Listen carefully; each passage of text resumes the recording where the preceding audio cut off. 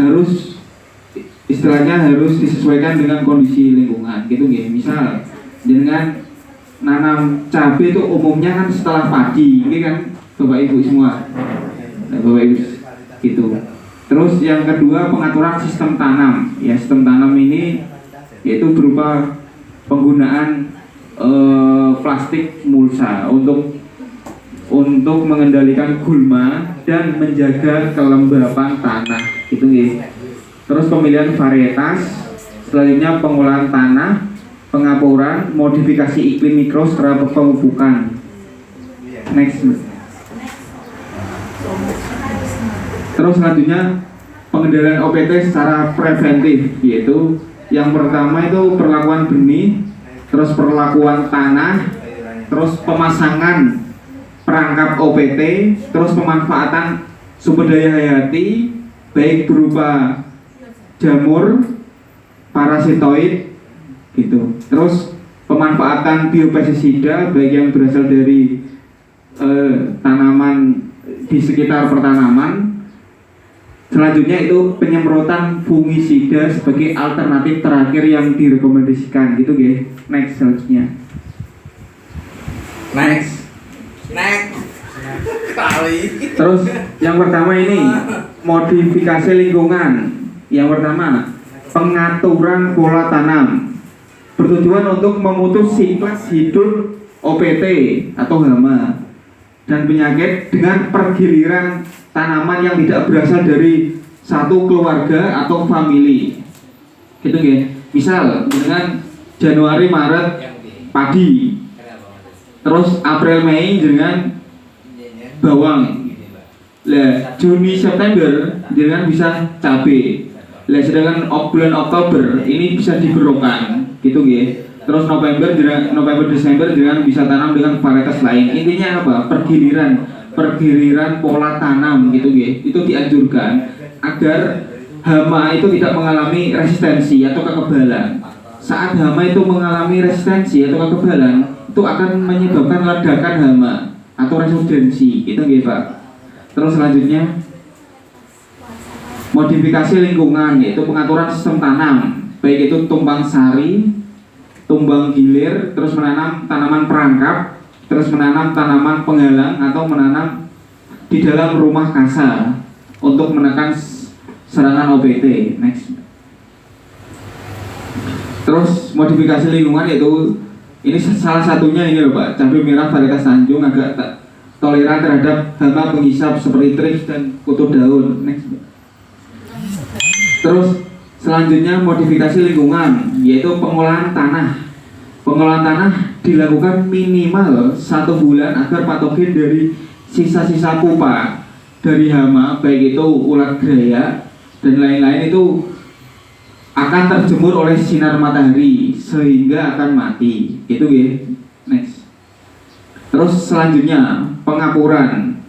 Pengapuran ini ditujukan untuk tanah dalam keadaan masam. Itu ya, kemasaman tanah untuk tanah bawang merah dan cabai merah itu pada umumnya itu 5,6 sampai 6,5 gitu. Terus jika pH tanah kurang dari kisaran angka tersebut, maka dapat dilakukan pengapuran baik itu mereknya dolomit maupun lainnya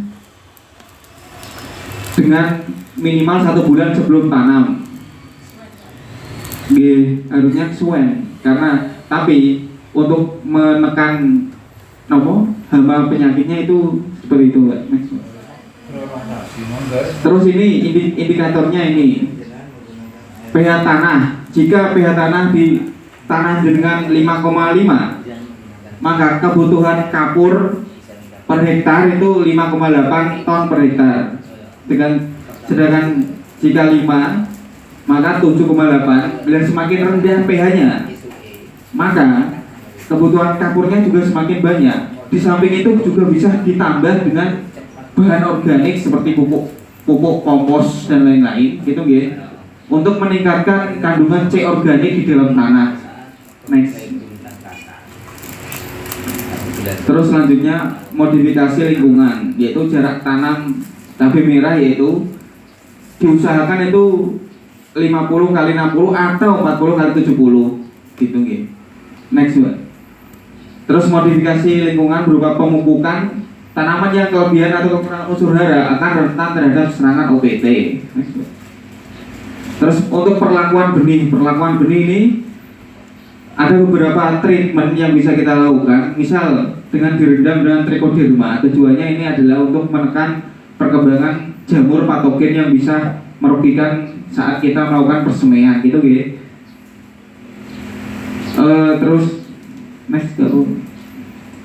Terus perlakuan tanah, jika ditemukan uret, orong-orong, maka lahan diberi perlakuan dengan insektisida fipronil 0,3 G sebanyak 15 kilo per hektar. Terus untuk perlakuan tanah, untuk daerah yang endemis terhadap serangan atau layu bakteri atau layu fusarium, lahan diberi perlakuan dengan bakterisida yaitu oxytetracycline dengan konsentrasi formula 1 ml per liter dengan dosis 200 ml per lubang tanam untuk diaplikasikan sebelum tanam. Next.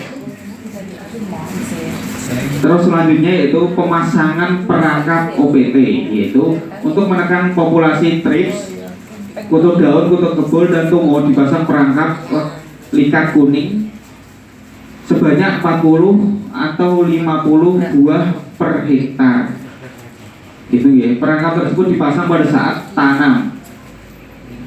Terus untuk mengendalikan hama lalat buah dipasang perangkap metil eugenol sebanyak 40 sampai 50 buah per hektar ketika tanaman mulai berbunga, gitu nggih.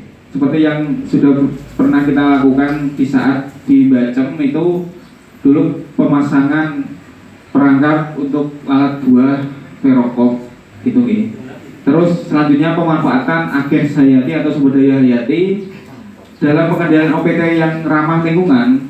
Penggunaan musuh alami itu sangat diperlukan, seperti kumbang koksi, terus parasitoid, coccinella maupun tomcat, gitu nggih. Makanya kalau di lahan ada serangga seperti itu jangan dimusnahkan atau disemprot, gitu nggih. Itu akan berpengaruh terhadap pertanaman kita, akan menyerang hama di pertanaman kita, sehingga ngoten Mbak.